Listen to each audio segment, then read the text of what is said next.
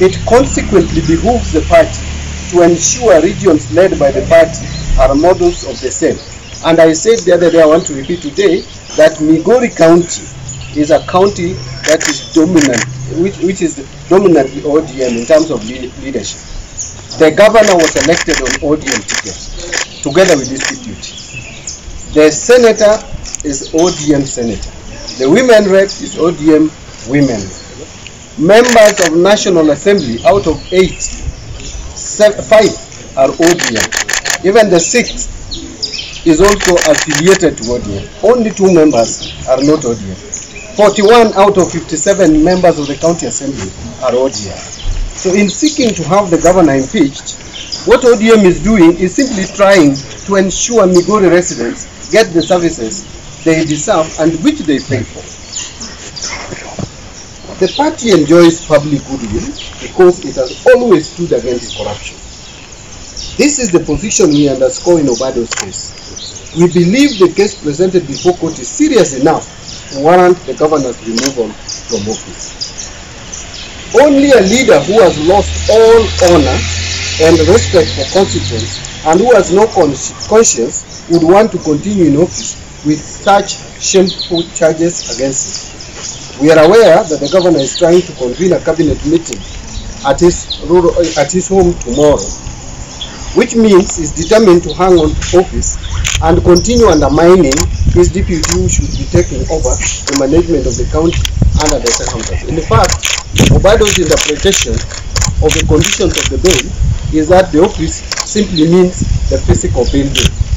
That is further from the truth. Nothing can be further from the truth. As a matter of fact, is allowed. Because the reason why it's barred from accessing the office is so that it does not interfere with evidence. Now, if it's not accessing the physical office, but is still allowed to wield power and authority over the county executive officers, together with the CEOs, together with all the other officers in his government, can't he interfere with the investigation? He would use the same officers to interfere with the investigation. And I don't think that could be the intention of the law, neither could it be what the judges meant. It is clear that Obado's continued stay as governor will lead to a serious stagnation in Migori and exacerbate the incompetence and failed service delivery. Migori residents deserve better, hence the decision by ODM to remove him.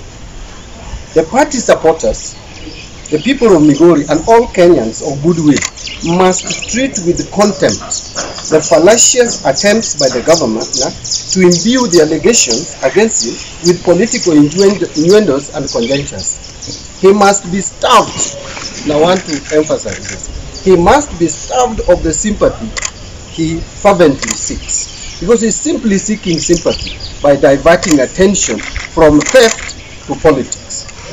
He has been accused of theft. He has been accused of stealing. In fact, I dare say that what is confronting Obado, it is very rare to see how many people can be confronted with the same. It is only Obado, I think, who can be accused of stealing and sharing with his children openly.